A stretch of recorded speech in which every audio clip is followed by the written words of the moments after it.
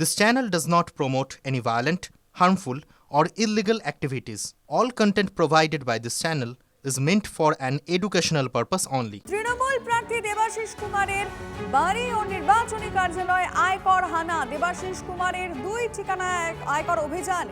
সকাল থেকেই আয়কর অফিসাররা তৃণমূল প্রার্থীর বাড়িতে এবং যে নির্বাচনী কার্যালয় রয়েছে সেখানে এবং আরও একটি পার্টি অফিস সেখানেও রয়েছেন।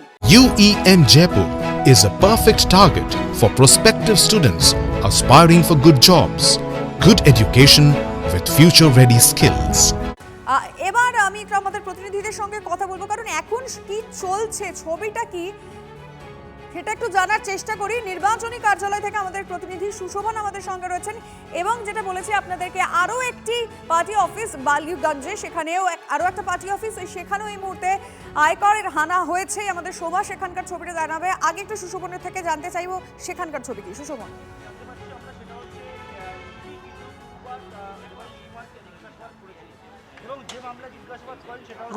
এখনো পর্যন্ত যে অভিযান সেই অভিযান কিন্তু চলছে এবং এই যে নির্বাচনী কার্যালয় দেবাশিস কুমারের, এই নির্বাচনী কার্যালয়ের মধ্যে কিন্তু কেন্দ্রীয় বাহিনী জওয়ান তারা কিন্তু রয়েছেন এবং অফিসার যারা রয়েছেন একেবারে আয়কর দপ্তরের তারাও রয়েছেন। এই নির্বাচনী কার্যালয় ছাড়াও দেবাশিস কুমার যে বাড়ি, সেই বাড়িতেও কিন্তু একইভাবে তল্লাশি অভিযান চালানো হচ্ছে। কিছুক্ষণ আগে পর্যন্ত আমরা দেখলাম যে যারা দেবাশিস কুমারের একেবারে সতীর্থ অনুগামী তারা কিছুক্ষণ বিক্ষোভ দেখালেন এই নির্বাচনী কার্যালয়ের সামনে। মূলত তুমি জানো যে এর আগে এনফোর্সমেন্ট ডিরেক্টরেট তাকে তাদের ডাকে দুবার তিনি হাজিরা দিয়েছিলেন এবং সেখানে মূলত কী কারণে হাজিরা, সেখানে যে একজন ব্যবসায়ী তার বেশ কিছু বেনামি সম্পত্তি পাওয়া গেছিল এবং সেই সম্পত্তির হদিশ করতে গিয়েই দেবাশিস কুমার বলে এক ব্যক্তির হদিশ পাওয়া যায়। পরবর্তীকালে দেবাশিস কুমারকেই ডাকা হয় এবং দেবাশিস কুমার দুবার ইডি অফিসে যায় এবং সেখানে গিয়ে তার প্রয়োজনীয় নথি দেয়। আজকে সকালবেলা দেখা যায় যে ইনকাম ট্যাক্স ডিপার্টমেন্ট একবার আয়কর দপ্তর তারা কিন্তু চলে আসেন এই যে নির্বাচনী কার্যালয়, সেটা যেহেতু রাজবাড়ী বিধানসভার প্রার্থী তৃণমূল কংগ্রেসের হয়ে এবারে তিনি প্রতিদ্বন্দ্বিতা করছেন, এই দেবাশিস কুমারের একেবারে নির্বাচনী কার্যালয়ে যেমন ইডি আইটির অফিসাররা রয়েছেন, অন্যদিকে তার বাড়িতেও আইটির অফিসাররা রয়েছেন। স্বাভাবিকভাবেই তৃণমূল কংগ্রেসের যারা কর্মীরা তারা কিন্তু বিষয়টাকে কটাক্ষ করছেন এবং তারা বলছেন যে এইভাবে করা যায় না, তার কারণ এই যে নির্বাচনী কার্যালয় এখানে একাধিক তাদের নির্বাচন সংক্রান্ত নথি রয়েছে এবং এজেন্টদের বেশ কিছু কাগজপত্র রয়েছে, যে স্বাভাবিকভাবেই কিন্তু তাদের অসুবিধা হবে এবং এই জায়গায় কিন্তু দেখা যাচ্ছে যে একেবারে যারা অফিসাররা তারা রয়েছেন এবং আজকে সকালবেলায় দেখা যায় দেবাশিস কুমারের দুটি ঠিকানা, এক বাড়ি আর অন্যদিকে যে নির্বাচনী কার্যালয় সেখানে আইটি অফিসাররা একেবারে অভিযান চালিয়ে যাচ্ছেন। একেবারে সুশোভন, তুমি নজর রাখো। আমি একটু তোমার কাছ থেকে যাই, কারণ যেটা বললাম একটু আগে আরও একটা পার্টি অফিস আর সেখানেও এই মুহূর্তে অভিযান চলছে। সোমা, একদিকে দেখো যেমন তার বাড়িতে তল্লাশি অভিযান চলছে, তার বাড়ির কাছে যে নির্বাচনী কার্যালয় রয়েছে সেই নির্বাচনী কার্যালয়ে তল্লাশি অভিযান চলেছে। আমি অপর একটি যে নির্বাচনী কার্যালয় দেবাশিস কুমারের সেইখানে রয়েছে এবং দেখতে পাচ্ছ ভেতরে কিন্তু এখানে আয়কর দপ্তরের আধিকারিকেরা তারা ভেতরে রয়েছেন। দেখতে পাচ্ছ বাইরে এখানে কিন্তু সিআরপিএফ জওয়ান তারা রয়েছেন, অর্থাৎ কেন্দ্রীয় বাহিনী তারা কিন্তু ঘিরে রেখেছে।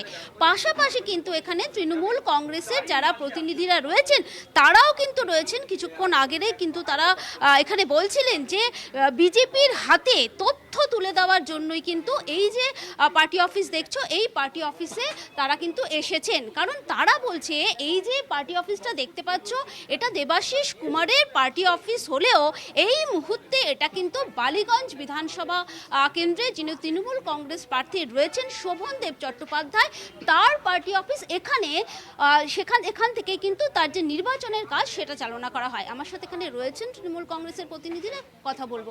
কি মনে করছেন, এর আগেও আমরা দেখেছি ইডির তরফ থেকে তাকে ডেকে পাঠানো হয়েছিল, ঠিক ভোটের আগে তার পরপর দুটো যে নির্বাচনী কার্যালয় সেখানে দেখুন, এটা 85 নম্বর ওয়ার্ড, এটা বালিগঞ্জ বিধানসভার অন্তর্গত। এখানে প্রার্থী শোভনদেব চট্টোপাধ্যায় আজকে সকালবেলা মানে ভোরবেলা উইদাউট এনি নোটিস আমাদের কোনো প্রতিনিধি না থাকা সত্ত্বেও এখানে তালা ভেঙে সমস্ত এরা প্রতিনিধিরা ঢুকে আমাদের সমস্ত গুরুত্বপূর্ণ নথি সরাবার একটা প্রয়াস করছিল। তখন সাধারণ মানুষরা আমাদের খবর দেয়, আমরা এসে প্রতিবাদ যখন শুরু করি আমাদের ওয়ার্ড প্রেসিডেন্টকে তখন ঢোকার পারমিশন দিয়েছেন, কিন্তু আমাদের আশঙ্কা তার আগেও আমাদের এখান থেকে যাবতীয় যা লিস্ট গুরুত্বপূর্ণ নথি তারা কিন্তু এখান থেকে সরিয়ে নিয়েছে। আর এটা কার উংলি হেননে হচ্ছে আপনারাও জানেন, বাংলার মানুষও জানে। দেবাশিস কুমারকে কালি ছেটানোর জন্য ইডি সিবিআই যা করবে সাধারণ মানুষরা তার প্রতিবাদ করবে, কারণ দেবাশিস কুমার কি সাধারণ মানুষের মনে দেবাশিস কুমার আছে। পেছনে কি অন্য কিছু দেখতে পাচ্ছেন, কোনো চক্রান্ত, রাজনৈতিক কোনো? হ্যাঁ, ভোটের 10 দিন আগে যদি এরকম কোনো প্রয়াস হয় রাজনৈতিক উদ্দেশ্য কিনা আপনারাও জানেন, আমরাও জানি। এর জবাব বাংলার মানুষ 4 তারিখ বুঝিয়ে দেবে বিজেপিকে, সেটা বিজেপি ভালোভাবে বুঝতে পারবে। একদিকে যেমন দেখতে পাচ্ছ ভেতরে রয়েছেন আয়কর দপ্তরের আধিকারিকেরা, সেখানে তারা তল্লাশি অভিযান চালাচ্ছেন এবং এখানকার তৃণমূল কংগ্রেস কর্মীরা তারা কিন্তু বলছেন যে ভেতরে তারা ল্যাপটপ দেখছেন, বিভিন্ন নথিপত্র দেখছেন। একদিকে যেমন সিআরপিএফ জওয়ানরা তারা ঘিরে রেখেছে, পাশাপাশি কিন্তু তৃণমূল কংগ্রেসের প্রতিনিধিরা তারাও কিন্তু এখানে রয়েছেন, কারণ তারা যেটা বলছেন যে রাজনৈতিক উদ্দেশ্য প্রণোদিতভাবেই কিন্তু এই তল্লাশি অভিযান চালানো হচ্ছে। তারা বলছেন তৃণমূল কংগ্রেসের যে সমস্ত নথিপত্র রয়েছে সেই সমস্ত নথিপত্র বিজেপির হাতে তুলে দেওয়া, এটাই তাদের উদ্দেশ্য। এবং সেই কারণেই কিন্তু ভোটের আগে এইভাবে দেবাশিস কুমারের বাড়ি সহ তার যে নির্বাচনী কার্যালয় এবং এই মুহূর্তে যেখানে শোভনদেব চট্টোপাধ্যায়ের অফিস, অর্থাৎ এখানে নির্বাচনের কাজ তিনি চালান, সেখানে কেন তারা এসেছেন এই নিয়ে কিন্তু তারা প্রশ্ন করছেন।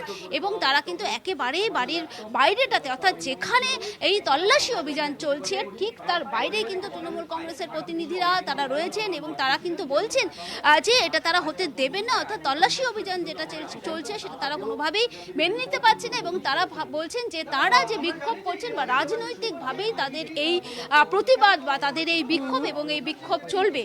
অপরদিকে দেখো, আমরা দেখতে পেলাম যে দেবাশিস কুমারের বাড়িতে, সেই বাড়িতেও তল্লাশি অভিযান, পাশাপাশি তার পাশে বাড়ির থেকে ঢিলছোড়া দূরত্ব, সেখানেও কিন্তু তল্লাশি অভিযান চলছে। এর আগেও কিন্তু আমরা দেখেছি যে জমি সংক্রান্ত একটি মামলায় সেখানে কিন্তু ইডির তরফ থেকে দেবাশিস কুমারকে ডেকে পাঠানো হয়, সেখানে তার সাথে কথা বলা হয়। তার ঠিক পরেই, কিছুদিন পরেই আমরা দেখতে পাচ্ছি যে আয়কর দপ্তরের হানা, এবং আয়কর দপ্তরের হানা একদিকে যেমন তার বাড়ি, তার নির্বাচনী কার্যালয় এবং অপর যে নির্বাচনী কার্যালয় রয়েছে যেখানে তুমি নজর রাখো। সময় এবং সুশোভন আমাদের দুই প্রতিনিধি এই মুহূর্তে ছবিটা দেখালেন, কিন্তু এই আয়কর হানা নিয়ে রাজনৈতিক নেতারা কে কি বলেছেন শুনবো। সিবিআই, ইনকাম ট্যাক্স আছে বলে সব জায়গায় তাদের কাজে লাগাতে হবে, এইভাবে নির্লজ্জ হবে সব জায়গায়।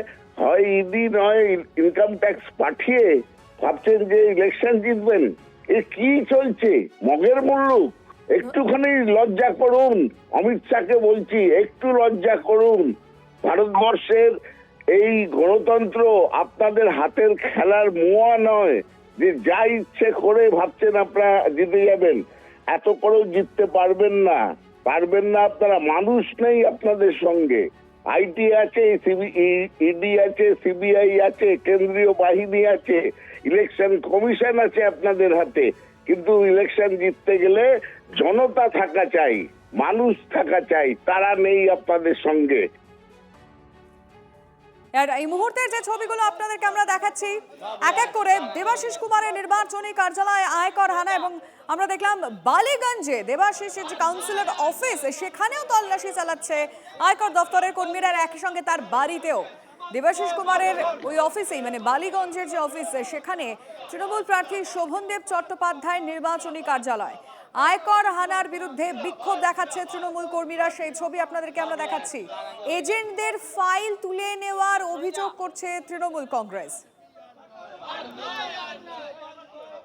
আমরা এই ছবিটা আপনাদের দেখাচ্ছি, যেটা দেবাশিস কুমারের নির্বাচনী কার্যালয়, যেখানে তৃণমূল কর্মী সমর্থকরা তারা বসে পড়েছেন, বিক্ষোভ দেখাচ্ছেন।